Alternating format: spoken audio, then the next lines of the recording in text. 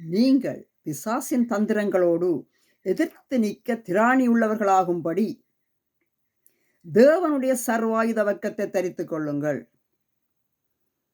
எந்த பூஜைகளினாலும் பலிகளினாலும் சரி வராது. எவ்வளவு சேதாரமாகி பலம நிறைந்த பிள்ளைகளுக்கு கிடைக்க வேண்டியவற்றை எங்கே கொண்டு போய் கொட்டினாலும் சத்துருவினுடைய சர்வாயுத வர்க்கங்களை ஜெயிக்க முடியாது. அது வேறு விதமாய் வந்து கொண்டிருக்கிறது. தேசத்துக்குள் வந்துவிட்டது. தேவனுடைய சர்வாயுத வர்க்கம் என்றால் என்ன, எப்படி இருக்கும்? ஏனெனில் மாமிசத்தோடும் இரத்தத்தோடும் அல்ல, துரைத்தனங்களோடும் அதிகாரங்களோடும் இப்பிரபஞ்சத்தின் அந்தகார லோகாதிபதிகளோடும் வான மண்டலங்களில் உள்ள பொல்லாத ஆவிகளின் சேனைகளோடும் நமக்கு போராட்டம் உண்டு. அந்த பொல்லாத ஆவிகளினுடைய சேனைகள் மனிதனை என்ன செய்யும்? மனிதனை மயக்கும். முதலாவது, மனிதனை கொண்டு தனக்கு பூசைகள் பலிகளை செய்ய பண்ணும். ஏனென்றால் அதற்கு பூலோகத்தில் இடம் வேண்டும். இடம் இருந்தால்தான் இருந்து கொண்டு தாக்க முடியும். இது பொல்லாத ஆவிகளை பற்றி சொல்லுகிறேன். ஏன் திடீரென்று மனிதர்கள் மாறுகிறார்கள்? ஏன் திடீரென்று மனிதர்கள் தகாத கொட்டுமைகளை செய்கிறார்கள்? எப்படி ஒரு மனிதனால முதலில் செய்ய முடியும்? ஒரு கோழியை கொடுத்து அதை கொன்று அதனுடைய இறைச்சியை கொண்டு வரப்படி அவரிடத்தில் சொல்லுங்க, அவர்கள் செய்ய மாட்டார்கள். ஆனால் அவர்கள் பொல்லாத ஆவிகள் இறங்கும் போது அவர்கள் செய்துவிடும் பயங்கரமான காரியங்கள் தேசத்தை அதிர பண்ணும்.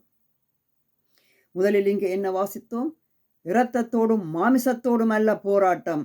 ஆனால் இப்படி குற்றம் செய்கிறவர்களுக்கு நாடு தேசம் என்ன செய்கிறது? அவர்கள் இரத்தத்தை பழிவாங்கிறது. அவர்களை அடித்தவர்கள் மாமிசத்தை நொறுக்கி அவர்களை சுக்குநூறாக்கி அவர்களை தூக்கில போட்டு, அது தான் தேவை. அந்த பொல்லாத ஆவிகள்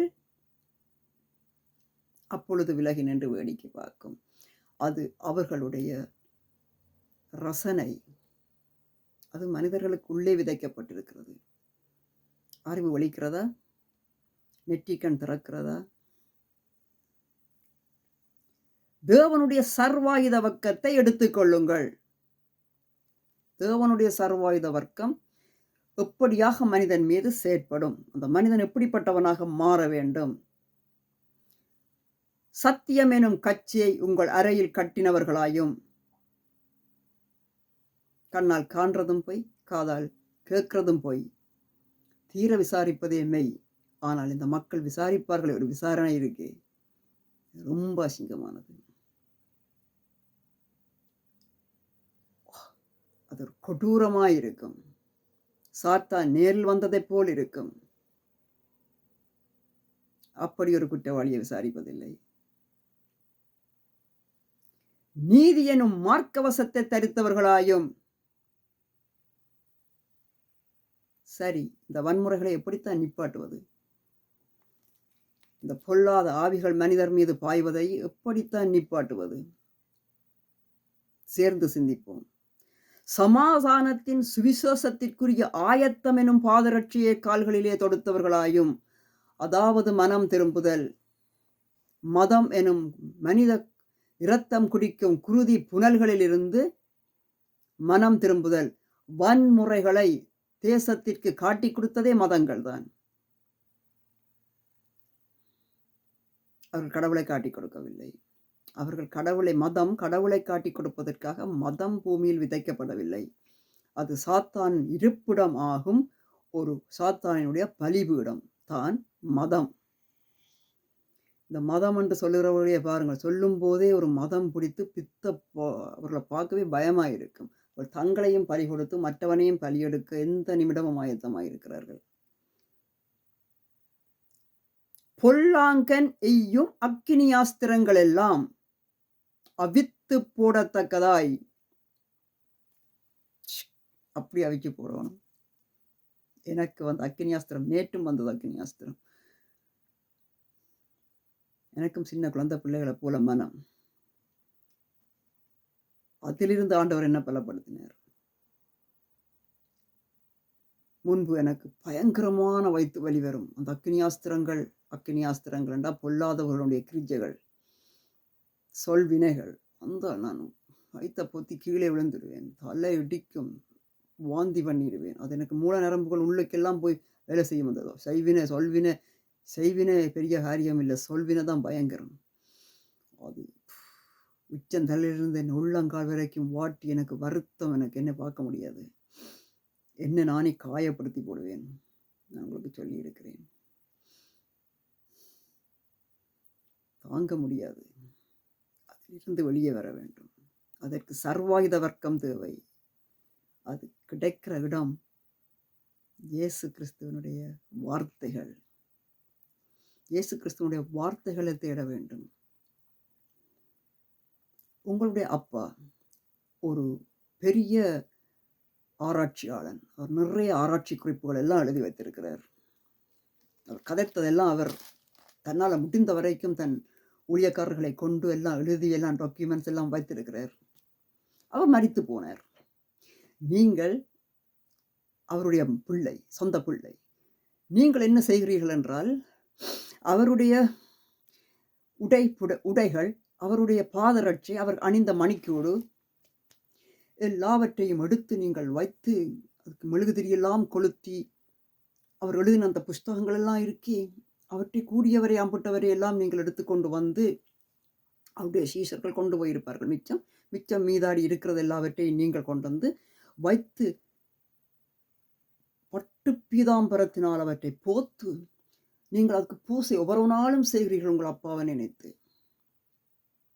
ஆனால் உங்கள் அப்பா ஆயத்தமாக்கி கொண்டு நிறைய மக்களை அவர் வரப்போகிறார். அந்த புறஜாதியார் இருக்கிறார்களே, இப்பொழுது புறஜாதியார் என்ற வார்த்தையை நாங்கள் பாவிக்கலாம். உங்களுடைய அப்பா நீங்கள் தவிர புறஜாதியார் இருக்கிறார்களே, அவர் எழுதினவற்றையெல்லாம் ஆராய்ந்து பார்த்து, இவர் ஒரு ஆராய்ச்சியாளனாச்சே, இவர் ஒரு தீர்க்கதரிசியும் கூட ஆச்சே, இவருடைய காரியங்கள் என்னவா இருக்குமோ என்று சொல்லி அவற்றையெல்லாம் படித்து அறிவை தேற்றிக்கொண்டு விழிப்புணர்வோடு கிளம்பி வாரார்கள். வரும்போது உங்களுடைய அப்பா அவனுடைய ஆவியானவர் வருகிறார். வந்து அவர்களை அள்ளி முத்தமிட்டு அவர்களோடே சங்கமமாகிறார். நீங்கள் இங்கே இருந்து பார்த்து, அப்பா என்ன நீங்கள் அறியவில்லையா? நான் எப்பவும் உங்களுக்குத்தானே பூசை செய்தேன். நான் உங்களுக்குத்தானே மணி அடித்தேன். உங்களுக்குத்தானே நான் படையல் வைத்தேன். என்னப்பா நீங்கள் அப்படியே அங்கே போய் நிற்கிறீர்களே என்றால், அப்பா உங்களை பார்த்து கேட்பார், என்னடா நீ என்னடா செய்கிற? நீ எங்கேடா நிற்கிற? என்னடா நான் தானே எல்லாம் எழுதி சொல்லி வார்த்தைகள் எல்லாம் உனக்கு தந்தேனே. உன்னை யாரடா சொன்னது? நான் போட்டுட்டு போன பாதரட்சியையும் நான் கலட்டிப்புட்ட உடுப்பையும் வைத்து மறைத்து போத்து நீ பூசை பண்ணி நீ அதன் முன்னாலே இருந்து அப்பா அப்பாவே என்று கத்த சொல்லி யாரடா உனக்கு காட்டி தந்தது என்றுதான் கேட்பார். ஓமா இல்லையா? இப்பொழுது ஞானக்கண் திறக்கிறதா? விழித்தெழுங்கள் மக்களே, விழித்தெழுங்கள். கர்த்தரும் கூட இருப்பாராக.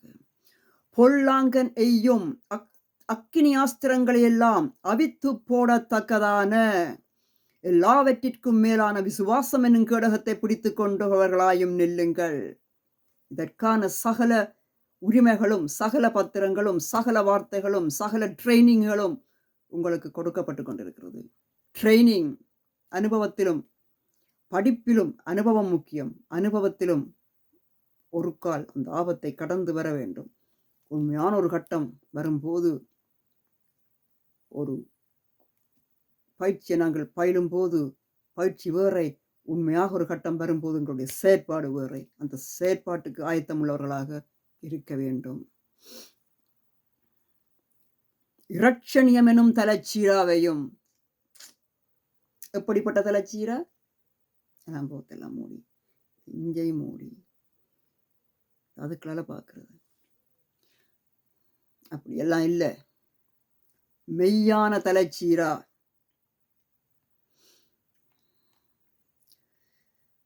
இரட்சணியம் எனும் தலைச்சீராவை எடுத்துக்கொள்ளுங்கள்.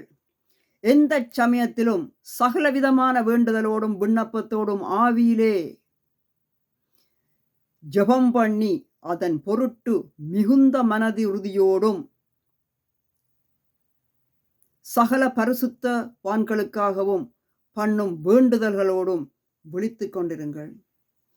தீர்க்கதரிசிகளை கொன்ற தீர்க்கதரிசிகளின் இரத்த பலி அது ஒரு விதத்தில் தேவதூதர்கள் கோபாக்கினியை தூண்டி இருக்கிறது. பிசாசுக்கள் எய்யும் ஆயுதங்கள் மூலம் நயவஞ்சகங்கள் மூலம் உண்டாகும் கொலைகள் பலிகள் ஆவிக்குரிய கதறல்கள் தினமும் நடந்து கொண்டிருக்கிறது. இந்த நிமிடம் எவ்வளவு நடக்கிறது தெரியுமா? நிமிடங்களையும் நேரங்களையும் பிரயோசனப்படுத்திக் கொள்ளுங்கள்.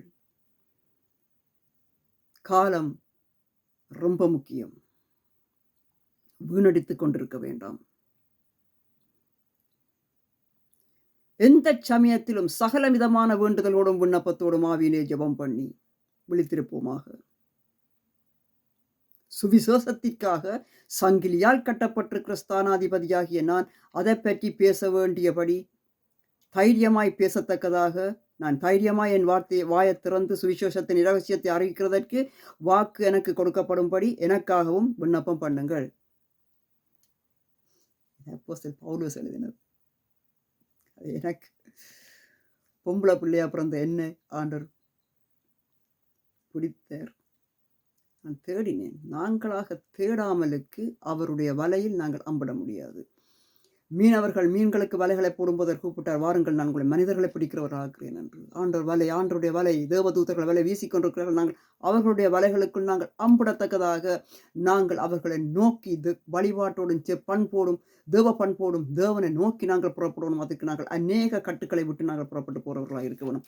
கட்டுப்படுகிறவர்களாகவும் கட்டுகளுக்கு தலைகளை கொடுக்கிறவர்களாகவும் இருந்தால் பூலோகத்திலே உள்ள சகல அக்னியாஸ்திரங்களாலும் வரப்போகிற சாத்தானி அரசாங்கத்திற்கும் விருந்தாக போக வேண்டி வரும். மக்களே, விழித்தெழும்புவோமாக. விழித்தெழுவதற்கும் சமாதான வீடுகளை ஆளுக செய்வதற்கும் ஞானங்கள் புத்திகளினால விழித்தெழவும் ஆசீர்வதிக்கிறேன்.